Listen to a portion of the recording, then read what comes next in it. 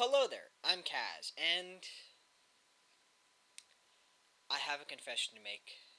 I have never played a Kingdom Hearts game. I hope we can just deal with this as it comes. We can be mature about it. No issues at all. Save the intro!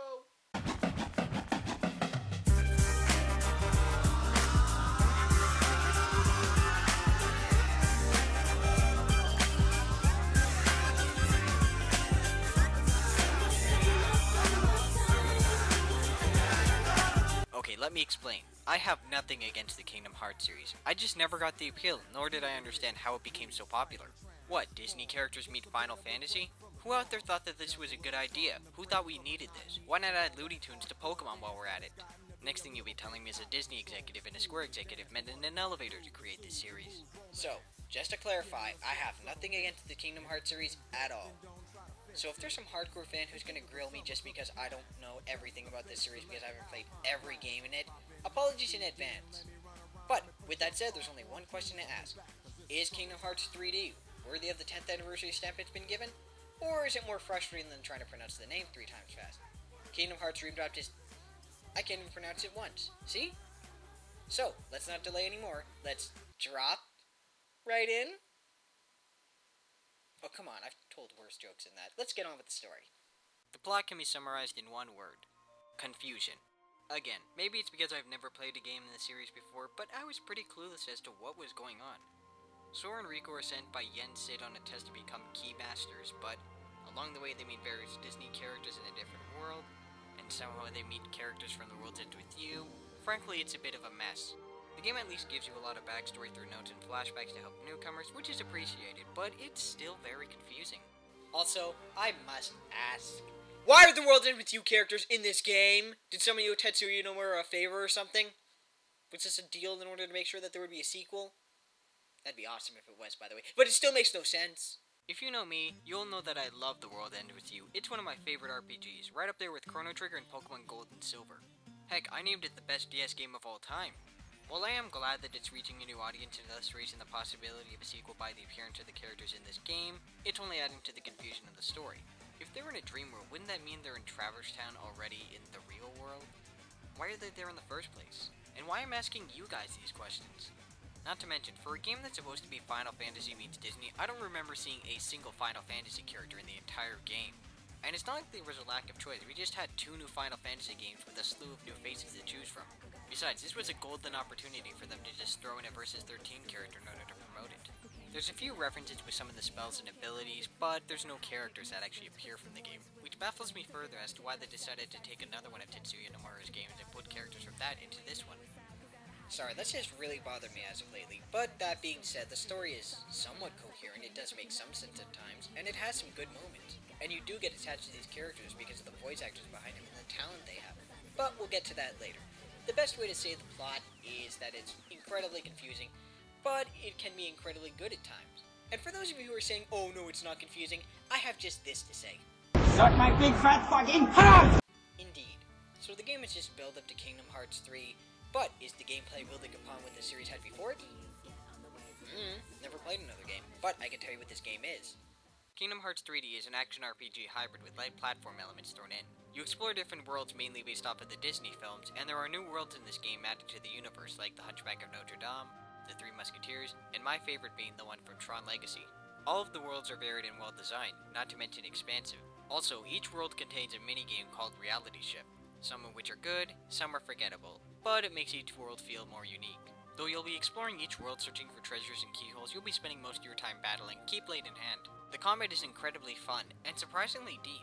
It's fast-paced, rewarding, not to mention challenging. You won't win fights just by tapping X and A. I like all the options that you get for combat. You can set up a deck with a ton of abilities, ranging from Final Fantasy named Magic to a counter-attack. In addition to regular attacks and abilities, there's also the flow motion mechanics. When you press Y near a surface, you'll glow and be able to perform a special and powerful move. This is one of the most enjoyable parts of the game. It changes up the battles, it adds more depth to the battle system, and it helps during boss battles, as well as making platforming easier. Kingdom Hearts 3D also keeps you on your toes with the drop meter, which switches characters between Riku and Sora, though this can work against you during boss battles. I've heard some people complain that the meter is gimmicky and annoying, but I find it makes the game better paced, it keeps the characters' journeys more connected, and speaking of which, both Sora and Riku play differently. They have unique abilities that mix up things between the two of them. As a final bonus, there are monsters that can join Riku and Sora in battle called Dream Eaters. You can create them, care for them, interact with them, take pictures with your camera, and even play some mini-games. Monster making and caring becomes a game of its own, and they help out a lot with combat and adding new abilities to the team. It's like Kingdom Hearts meets Spectrobes. And how ironic is it that Disney owns Spectrobes?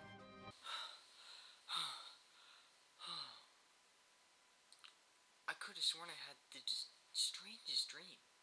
I was playing a good Square Enix game this summer. But what are the chances of that ever happening? Well, anyway, Kingdom Hearts 3D, throughout the 40 hours that you'll be playing it, is incredibly varied and incredibly enjoyable. It never feels like it drags, but does it have any problems? Only one thing, and it becomes a big issue later on. The boss battles are incredibly frustrating. While the rest of the game is thoroughly challenging for the most part, the boss battles are just brutal. They're rarely a fair fight. Out of the dozen or so boss battles in Kingdom Hearts 3D, I can only think of one that was both fair and fun. Aside from that, minor issues include slight camera problems, poor explanation of certain game mechanics, and a lack of use of 3D. But the latter of which rarely adds anything to any game, so it's understandable. Aside from that, I can't really think of a negative thing to say about this game, but I have to reiterate, these boss battles are easily the most frustrating that I have faced in a long, long time. But if you can get past that, you'll find a game that, for its 40 hours, is incredibly engaging with its fun and deep combat system. Finally, the presentation, which is incredibly well done. It's up there with Resident Evil Revelation and Kid Icarus Uprising as far as the best 3DS games go.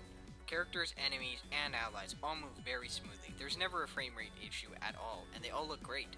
And on the sound side of things, the soundtrack is pretty well done as well, with a variety of tracks from Disney films, original tracks, and even some remixes from The World Ends With You. But the best part of the presentation comes from the voice acting, which is spot on. The lip syncing is good for the most part, and the performances given are excellent, either coming from the original voice actor or doing an impressive imitation. In short, the presentation stands among the best out there on the system.